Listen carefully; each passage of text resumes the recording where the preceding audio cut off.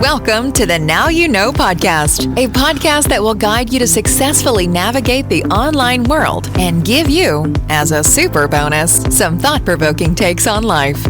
Without further ado, here is your host, entrepreneur, marketer, professor, and author, Flavio Souza. We are happy to have you here today. Enjoy the show.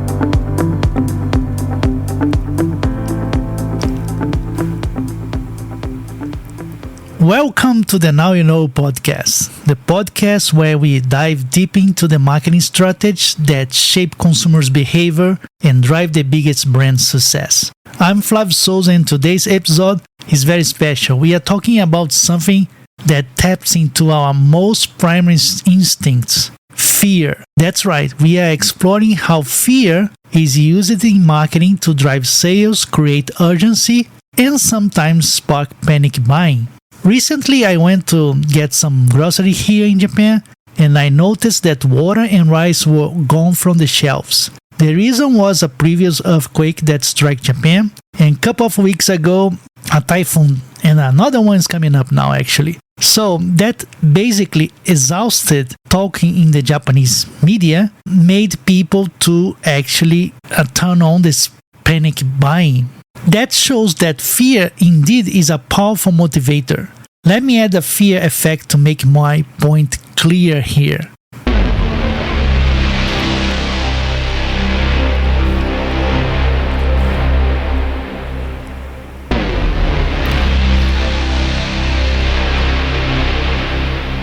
Okay, enough. So fear is deeply wired into our psychology as a survival mechanism. And marketeers, as well as our government, have long understood that leveraging fear can be incredible effect.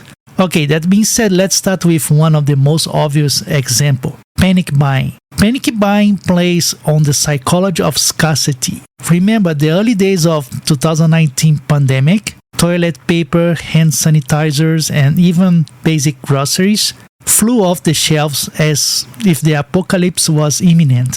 This wasn't just about necessity, it was a response to fear of missing out, of FOMO, on essentials, right? When people see others buying in bulk, they panic and do the same, fearing that they will be left with nothing. This is a classic example of scarcity principle in action, where the fear of running out drives people to making rational purchase. Alice in Wonderland got that right. Dinah, if I had a world of my own, everything would be nonsense. Nothing would be what it is, because everything would be what it isn't. And contrariwise, what it is, it wouldn't be. And what it wouldn't be, it would. You see?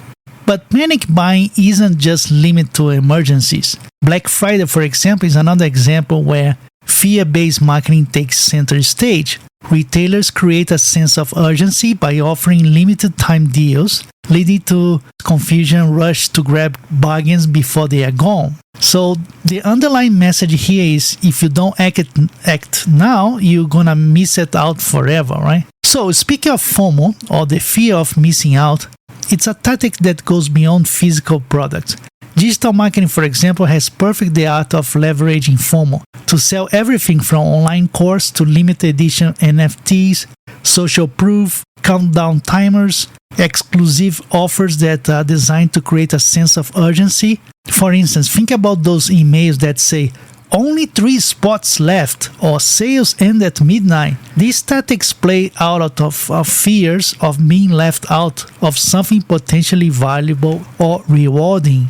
Let's pivot to a more specific topic now, public health. During the 2019 pandemic, fear-based marketing wasn't just about selling products, it was also used to encourage behavior change. Government and health organizations use fears to drive home the importance of getting vaccinated, right? Remember that? Messaging highlights the dangers of pandemic, the risk of severe illness, and the potential consequence of not getting boosted. While the intention apparently was to protect public health, the marketing strategy employed undeniable root in fears. Fiendish fish. What cruelty! Stuffing a poor shark with a ton of deadly TNT! True, nothing sacred to those devils. However, fear-based marketing in public health can be a double-edged sword because it can lead to increased compliance and rapid behavior change. But it can also breed anxious, mistrust, and in some cases, backlash. The challenge lies in striking a balance between motivating people to take action and avoid the creation of unnecessary panic. So, why do marketeers continue to use fear as a tool? Quite simply, it works. Fear creates urgency, drives action, and can even strengthen brand loyalty if customers feel a product or service is essential for their well-being. But with great powers come great responsibility. Marketeers need to be mindful of the ethical implication of using fear to sell. It's one thing to create urgency around a sale, it's another to induce panic to move products off the shelves. As consumers, it's important to recognize when fear is being used to influence your decisions. Are you buying something because you truly need it or because you are afraid of missing out or being unprepared? And as a marketeer, the question we should ask ourselves is whether we are using fear in a way that is responsible and ethical. Fear-based marketing isn't going away anytime soon, unfortunately, but understanding how it works can help us navigate the marketplace with a bit more clarity. Whether you are a marketeer looking to leverage these tactics or a consumer trying to make more informed decisions, awareness is key. He used to say that artists use lies to tell the truth while politicians use them to cover the truth up. Thank you for joining me on this episode of the Now You Know podcast. Remember, don't need to live in fear. And if you enjoyed this discussion, don't forget to subscribe and leave a review. And remember, in the world of marketing, fear may sell, but knowledge empowers. Thanks for listening.